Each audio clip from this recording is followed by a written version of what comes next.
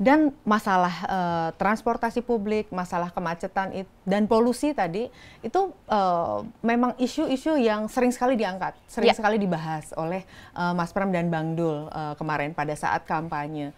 Oleh sebab itu salah satu dari program dari Mas Pram dan Bang Dul itu adalah menggratiskan kendaraan umum. Dan salah satu yang agak beda adalah disampaikan oleh Mas Pram, berencana untuk apabila terpilih berencana untuk membuat PLTS. PLTS itu pembangkit listrik tenaga sampah.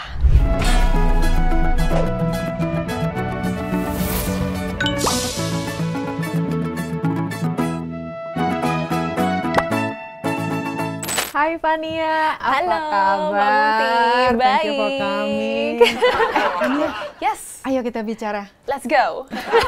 Gimana udaranya? Enak banget ya belakangan. Akhir-akhir ini tuh aku lagi ngeliat Twitter X ya sekarang ya. Itu lagi viral. Kita bisa ngeliat gunung dari jendela gitu ya. Terus udara bersih. Pas ngeliat indeks udara juga hijau. Itu kan jarang-jarang ya. Kita juga jarang-jarang nih pakai bajunya agak-agak tangan panjang kan? yang agak tebel gitu kan. Tapi kalau inget 2 minggu yang lalu atau seminggu yang lalu, wah ekstrim banget ya udaranya ya. Yes. Itu sangat apa ya, pengap. Kalau misalnya kita keluar dari rumah atau keluar dari gedung, itu even kalau aku kan agak sensitif nih ya mata ya. Jadi aku mata aja pedes gitu.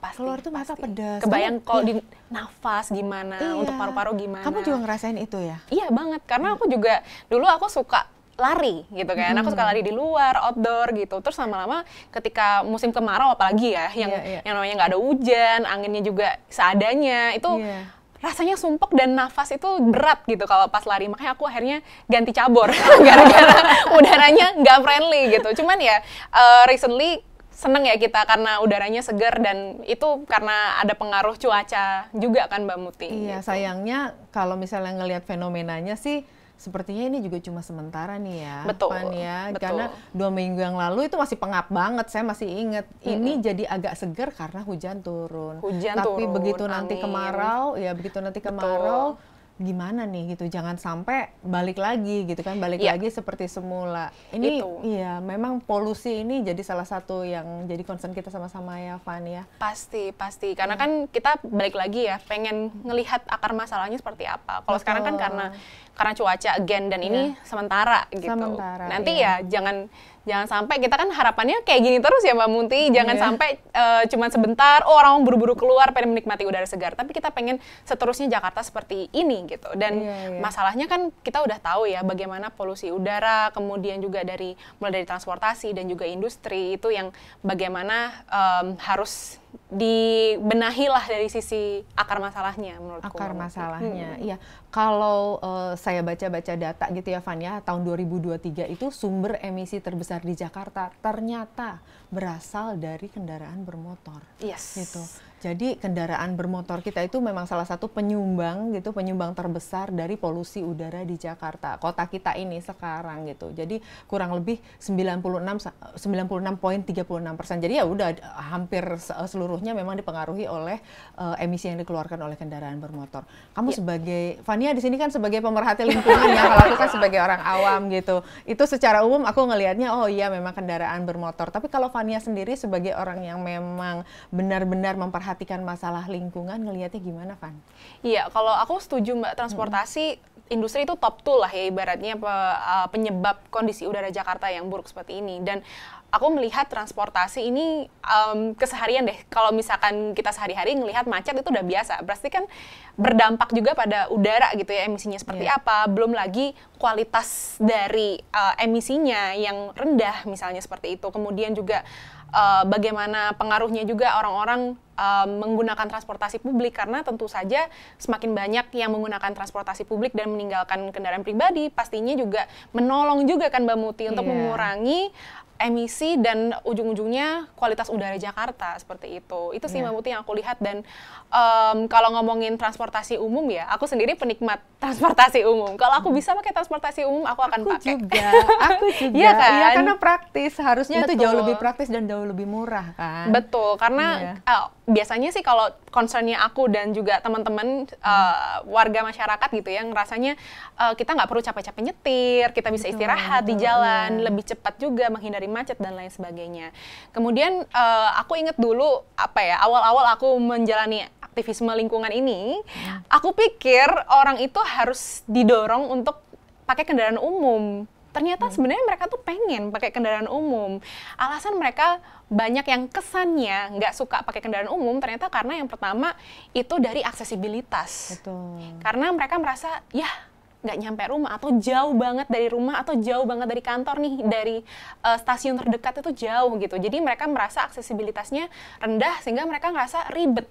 Gitu. Kemudian yang kedua juga salah satu alasan yang terbesar kenapa orang kesannya malas pakai kendaraan umum adalah waktu tunggu. Mungkin itu berkaitan erat dengan kapasitas ya. Bagaimana kita ngelihat lah kalau misalkan teman-teman pengguna KRL atau TJ pasti ngerasain tuh di jam-jam hektik udah pasti desek-desekan, ngantri, betul. Dan kalau ngelihat banyak kan di TikTok ataupun Instagram video-video jam peak hour nih di stasiun Manggarai misalnya, wah itu bener-bener kayak Hunger Games ibaratnya kan. Jadi kita melihat bahwa sebenarnya orang tuh mau banget pakai kendaraan umum dan mereka butuh, apalagi untuk orang-orang yang ibaratnya kelas pekerja gitu ya, untuk mengefisiensikan pengeluaran mereka untuk transportasi. Jadi sebenarnya udah ada nih keinginan dari masyarakat dan antusiasmenya, tinggal dipadu-padankan dengan itu tadi, bagaimana aksesibilitasnya bisa disupport dan juga kapasitasnya bisa ditingkatkan untuk mengakomodir masyarakat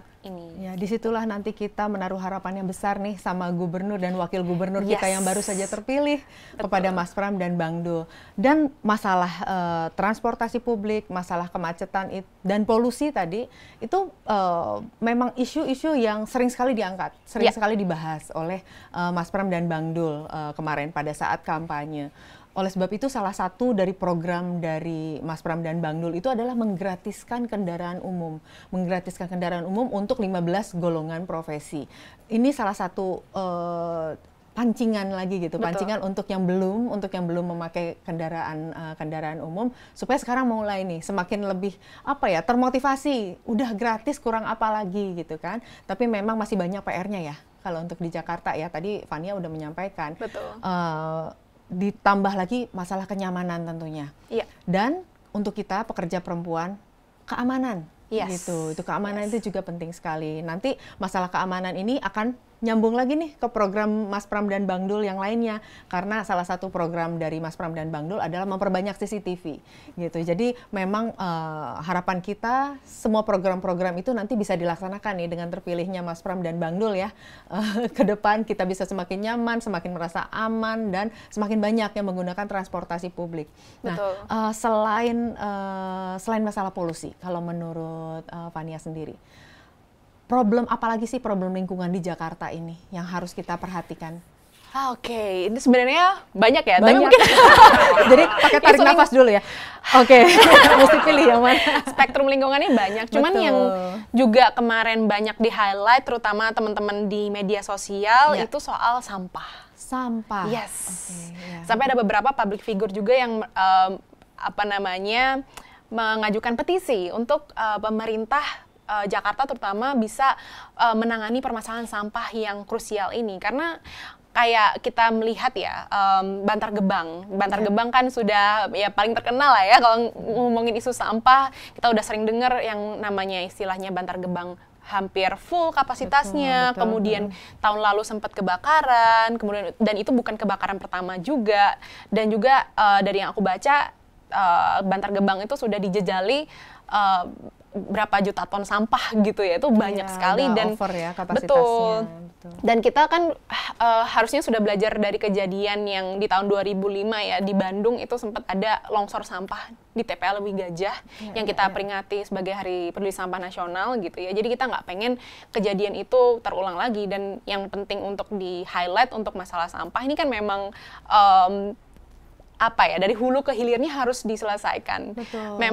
Memang betul ya, dari hulunya, dari rumah-rumah atau dari kantor atau perusahaan, dari sumbernya lah itu sudah harus terpisah gitu kan, sudah harus terpilah supaya pengelolaan sampah itu mudah dan seminim mungkin berakhir di TPA gitu. Kalau bisa sisanya itu dikelola gitu kan, di recycle atau misalkan sampah organiknya jadikan kompos, tapi itu akan memang sulit sekali jika tidak terpilah. Makanya kan biaya untuk pengelolaan sampah itu besar kalau sampahnya tidak terpilah karena harus ada proses pemilihan manual dan lain sebagainya. Jadi perlu adanya infrastruktur tentunya ya untuk pengelolaan sampah yang tidak terpilah tadi, tapi juga perlu ada istilahnya bagaimana caranya mendorong masyarakat untuk bisa tanggung jawab juga dengan sampahnya, seperti itu.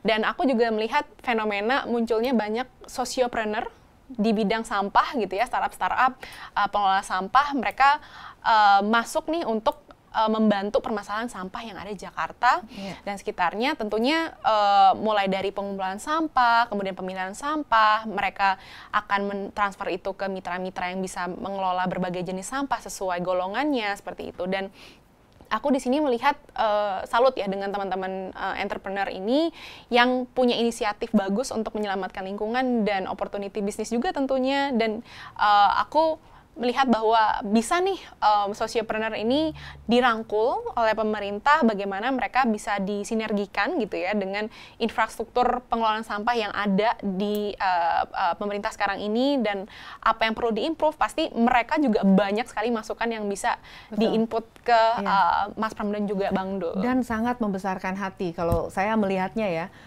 dengan menjamurnya sociopreneur di bidang sampah ini, rata-rata mereka masih sangat-sangat muda sekali gitu. Jadi ya paling mentok di milenial adalah ya sedikit milenial, tapi kebanyakan mereka ini adalah Gen Z gitu ya. Jadi sebetulnya awareness gitu atau munculnya keprihatinan tentang masalah sampah di kotanya atau di sekitarnya itu ternyata yang banyak berbuat itu ternyata dimulai dari yang muda-muda gitu ya, yang muda-muda sekali ini, dan itu sangat membesarkan hati. Kalau tidak salah 1 bulan yang lalu, Mas Pram sendiri itu mengumpulkan beberapa startup di bidang sampah, sekitar 15 startup di bidang sampah dikumpulkan dan mendengarkan masukan dari orang-orang muda ini, gitu. Karena mungkin kita yang selama ini sudah terbiasa menyerahkan masalah-masalah masyarakat itu sudah urusan pemerintah saja gitu kan.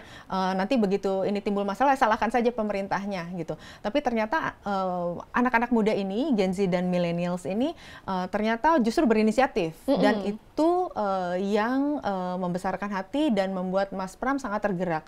Dikumpulkan, jadi ada acara tuh waktu itu, judulnya Nyampah Soal Sampah gitu. Nyampah tuh maksudnya silahkan berkeluh kesah gitu, berkeluh kesah kepada Curhat Mas Pram, aja gitu ya. kepada Mas Pram. Kira-kira apa sih sebenarnya masalahnya? Karena Mas Pram dan Bang Dul juga pengen tahu gitu. Sebetulnya masalah yang benar-benar bisa dilihat atau dianalisa oleh orang-orang muda ini apa, dan kurang lebih solusi apa yang ditawarkan oleh orang-orang muda. Jadi kalau aku ngelihatnya itu adalah bagaimana bisa bersinergi. Bersinergi antara masyarakat gitu, antara bisnis atau sociopreneur dalam hal ini, dan juga pemerintah. Kalau ini bisa terus dilaksanakan, saya kebayangnya kita akan mempunyai kota yang lebih baik sih. Banget. Karena kan teman-teman yang sociopreneur Gen Z milenial ini mereka aktif di grassroots ya, betul. Jadi kita juga butuh Mas Pram dan Bang Dul, pemerintah yang tentunya mendengarkan, dan kita senang banget Mas Pram dan Bang Dul sendiri juga sangat mendengarkan gitu bagaimana keluh kesah teman-teman yang ada di lapangan nih. Itu perlu banget karena dua sisi kan Mbak, kalau misalkan yang bawahnya tidak bersuara kan juga nggak tahu pemerintahnya harus ngapain. Tentu saja harus mendengar, dan juga dari sisi pemerintah juga bagaimana mengakomodir gitu ya permasalahan yang ada. Oh, ini masalahnya apa, dan apa yang bisa disinergikan dan dilakukan. Dan salah satu tindakan nyatanya ya Fania, kemarin bekas-bekas spanduk-spanduk bekas kampanye itu dikumpulkan, lalu oleh salah satu startup sampah itu didaur ulang menjadi produk-produk yang sangat menarik dan bisa dipakai ulang. Bisa jadi dompet, bisa jadi tas. Sirkular ekonomi banget nih pokoknya. Betul. Silakan minum dulu, kita udah ngobrol banyak nih.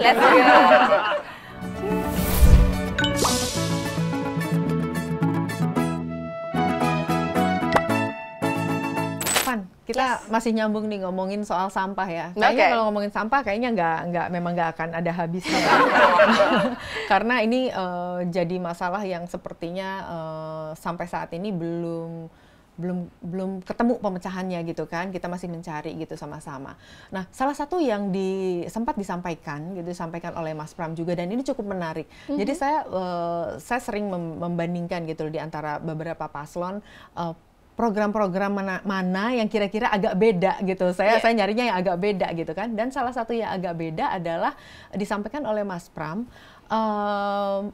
berencana untuk apabila terpilih berencana untuk membuat PLTS. PLTS itu pembangkit listrik tenaga sampah. Ya, itu sesuatu yang baru kan? Tenaga sampah. Jadi sampah-sampah yang berlebih ini yang tadi ada di Bantar Gebang contohnya udah over capacity, itu nanti akan dibawa ke satu tempat, salah satu yang diusulkan itu adalah di Kepulauan Seribu.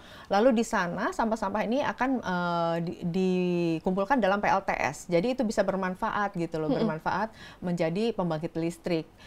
Itu sebagai sebagai solusi dari selama ini kita juga mengeluhkan masalah polusi kan, Van. Karena tadi Vania sendiri kan sudah menyampaikan ada dua nih problemnya nih, polusi udara satu kan yang aku bilang ini dari transportasi kan, dari kendaraan bermotor. Tapi ada satu lagi gitu yang juga ternyata sangat besar efeknya, yaitu dari pembangkit listrik yang ada di sekitar Jakarta. PLTU ya Mbak?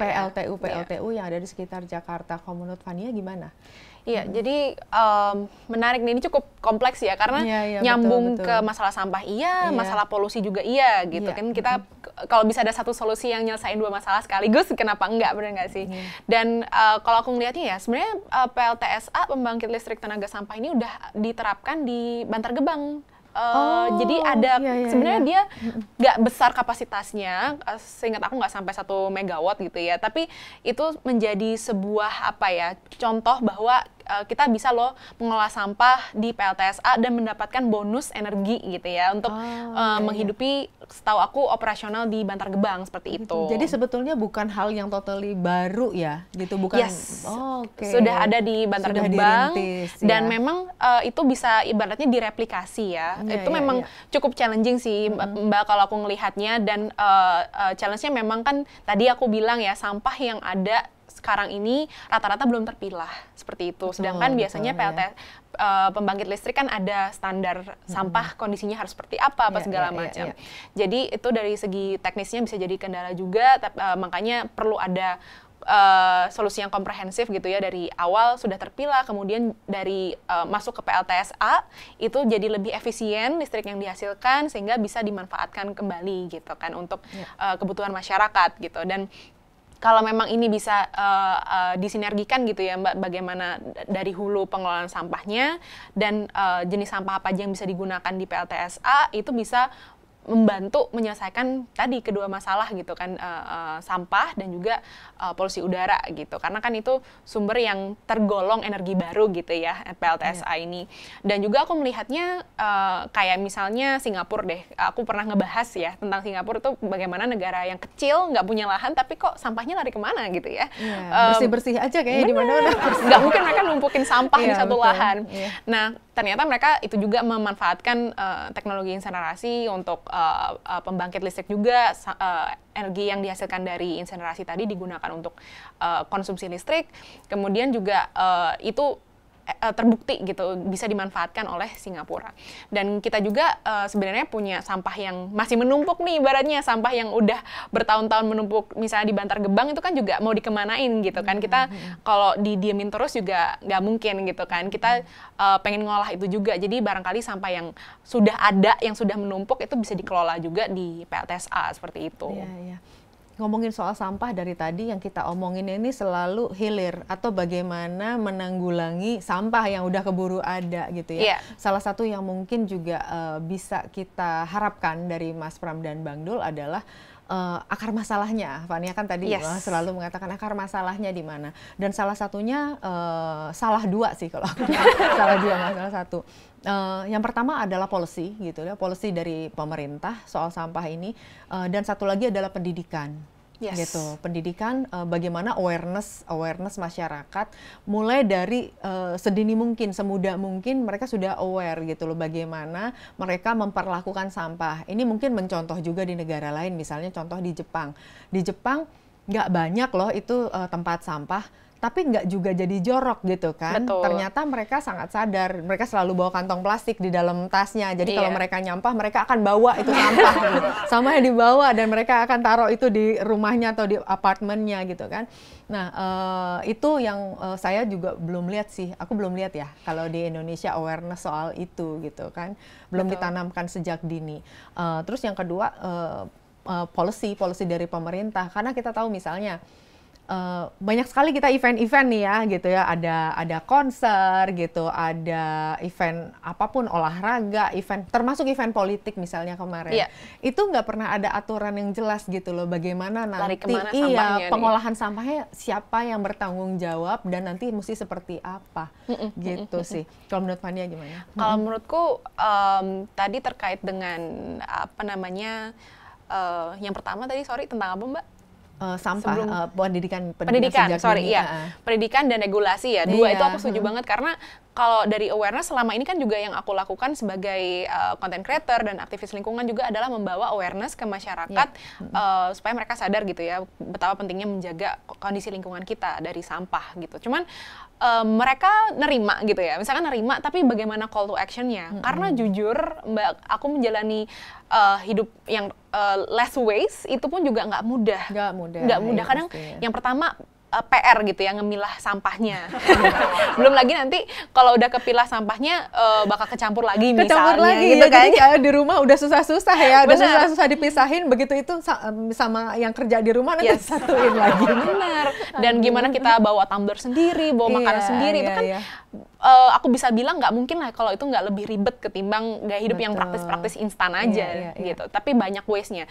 Nah itu yang pertama, bagaimana mengkonversi dari kesadaran menjadi call to action, menurut aku regulasi sih. Karena kalau kita ngomongin Jepang, itu menurut aku mereka memang bawaan pabriknya ya seperti itu ya.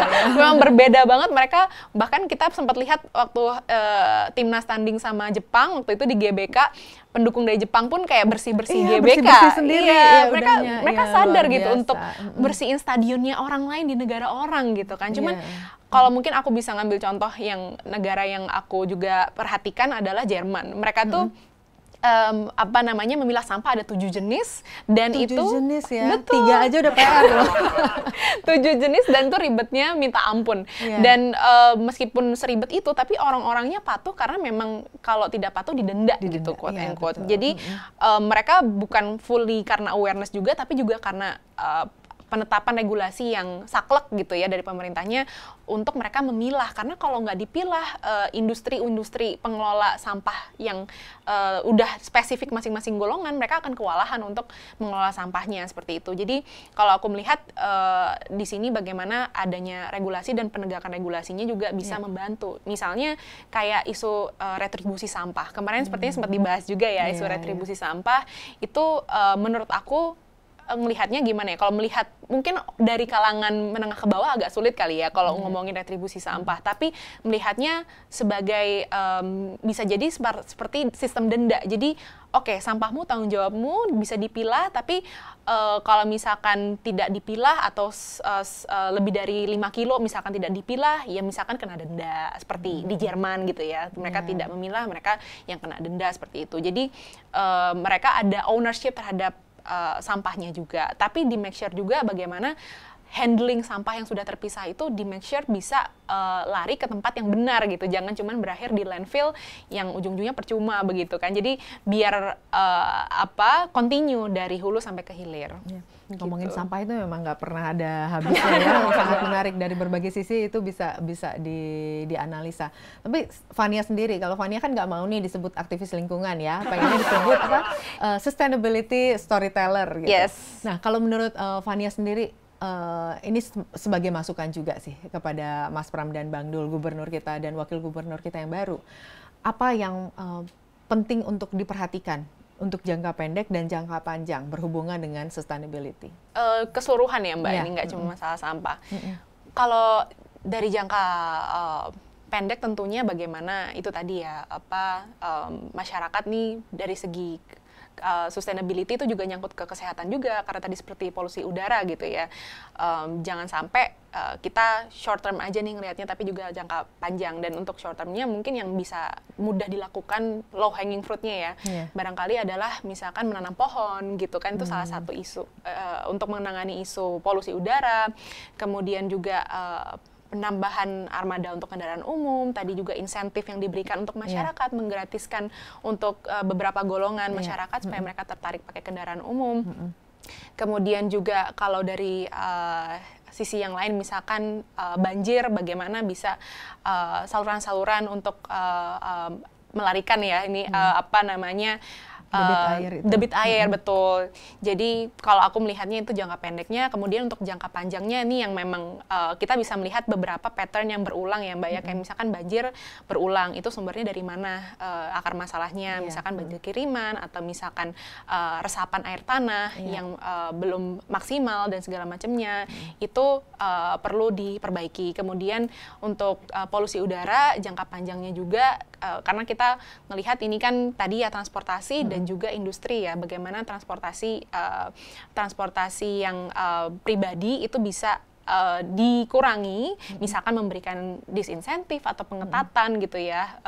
Kemudian dari sisi transportasi umumnya, tadi jangka panjangnya plannya untuk aksesibilitas itu terutama, karena kan kalau ngomongin aksesibilitas dari kendaraan umum pasti ngomongin tata kota juga kan Mbak. Betul. Jadi itu pasti sifatnya long term, dan juga kalau dari sisi industri misalnya, dan industri ini kan memang kondisinya adanya di luar kota, di luar DKI Jakarta begitu ya Mbak ya. Penyangga ya. Betul. Jadi memang ini cukup tricky, dan bagaimana untuk bisa mengimbanginya gitu untuk jangka panjang, karena memang itu menjadi sumbernya gitu, tidak bisa kita pungkiri kan. Tentu saja.